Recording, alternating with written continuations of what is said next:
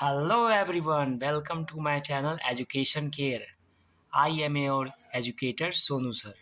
तो इस वीडियो में हम लोग 13 chapter SST minerals and resources का हम लोग क्वेश्चन आंसर करने वाले हैं। और मैंने आपको ये जो चैप्टर फुल प्रीवियस क्लास में मैंने पढ़ा दिया था आपको, ठीक है।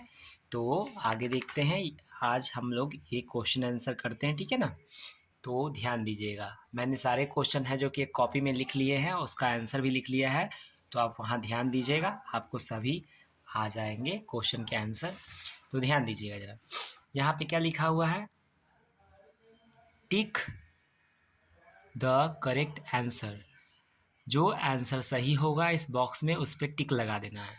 तो यहाँ देखिए आपको दिया हुआ पहला क्वेश्चन में metal slash rocks are extracted from the mineral ores.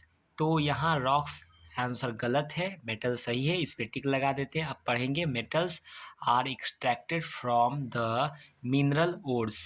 Next question आपका है natural gas is used as a fuel for heating purpose. Natural gas is used as a fuel slash for heating purpose. तो natural gas का use होता है as a fuel, ईंधन के रूप में। तो ये as a fuel right answer है। नेक्स्ट क्वेश्चन है आपका coal and petroleum gas are fossil fuel slash precious metals. तो देखिए coal and petroleum gas are fossil fuel, right answer होगा।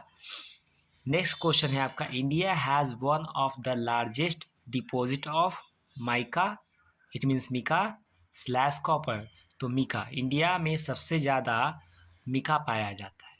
आप देखोगे, आप अपने बुक में देखो, यहाँ पे लिखा हुआ आ रहा है, आप चेक कर सकते हैं। यहाँ पे देखिए India has among the largest deposits of mica, it means mica in the world. समझ आया। तो इस तरह से मैंने यहाँ पे मिका को टिक लगाया है। नेक्स्ट आपका क्वेश्चन है फिल इन द ब्लैंक्स। जो स्पेस दिया गया है उसमें सही वर्ड डाल करके इस ब्लैंक्स को फिल करना है। तो देखिए minerals can be divided into metallic and non metallic type of mineral. तो याद रखें मिनरल्स को डिवाइड किया गया मेटालिक और नॉन मेटालिक मिनरल्स में। ओके, नेक्स्ट क्वेश्चन आपका है the minerals deposit on the earth are exhaustible and have to be conserve.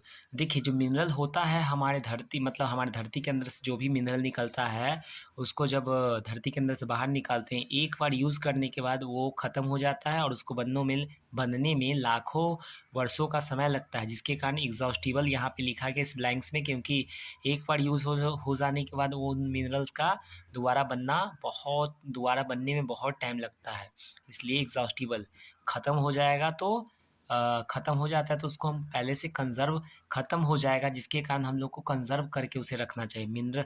The mineral deposit on the earth are exhaustible, यानी कि जो धरती पे मिनरल डिपॉजिट हैं वो ख़त्म हो जाते हैं, जब यूज़ कर लिया जाएगा तो ख़त्म हो जाएंगे, इसलिए उन सभी को मिनरल डिपॉजिट को हमें कंज़र्व करके यानी सुरक्षित यूज़ करना चाहिए। जितना हो सके उतना यूज़ करना चाहिए, जितना बचा सके उतना बचाना हमें चाहिए। ठीक है, तो आगे देखते हैं। आगे देखिएगा metals are extracted from metallic mineral. जो मेटल को एक्सट्रैक्ट किया जाता है मेटालिक मिनरल से एक्सट्रैक्ट किया जाता है, यानी मेटल निकाला जाता है मेटालिक मिनरल से। Two example of non metals are, देखिए तो क्या होता है, दो एग्जाम्पल देना है नॉन मेटल्स का, और कौन कौन हो सकता है तो देखिएगा नेक्स्ट पेपर में। तो देखिए ये आपका क्या हो जाएगा, देखिए कोल हो जाएगा और पेट्रोलियम, ये दो नॉन मेटल्स हैं। ठीक है, answer the following question in short. आपको क्या करना है, सी नंबर वाले में क्या करना है, आपको इन क्वेश्चंस का आंसर देना है शॉर्ट में, ज़्यादा लंबा नहीं लिखना है, शॉर्ट में, एक सेंटेंस या दो सेंटेंस में। Where are the minerals present. देखिए minerals are present in the rocks, आपकी बुक में भी लिखा हुआ है, चेक करते हैं बुक में भी। देखिए आपकी बुक में भी यहाँ लिखा हुआ है, यहाँ पे minerals are present in rocks, यानी कि मिनरल्स जो होता है प्रेजेंट होता है रॉक्स में। ठीक है ना, तो ये लिखा हुआ है। तो चलिए आगे देखते हैं। क्वेश्चन लिखा हुआ कि व्हाट इज़ माइनिंग। ये देखिए क्वेश्चन, अगला क्वेश्चन आपका है व्हाट इज़ माइनिंग। तो देखिए क्या होता है माइनिंग, यानी खनन क्या होता है।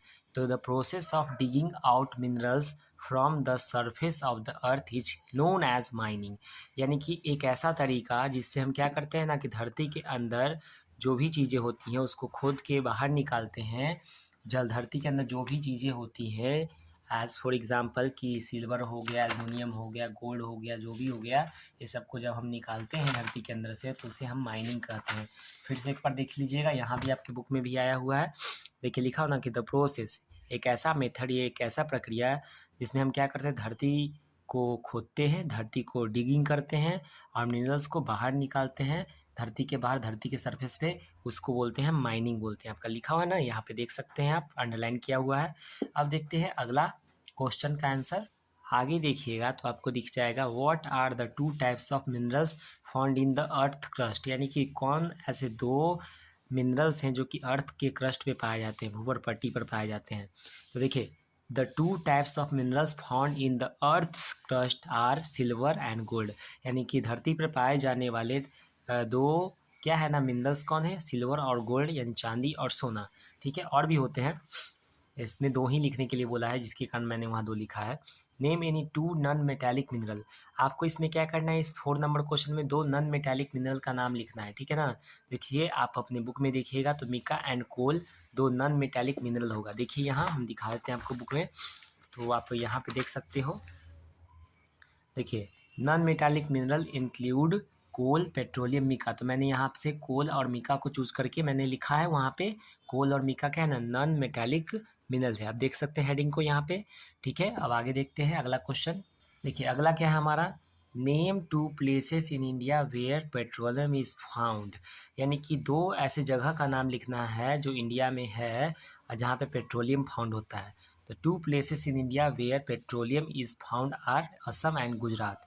तो असम और गुजरात में क्या होता है ना कि आपका पेट्रोलियम फाइंड आउट होता है। तो आप देख सकते हो यहाँ पे, इस बुक में आप देख सकते हो यहाँ पे लिखा हुआ है आपका।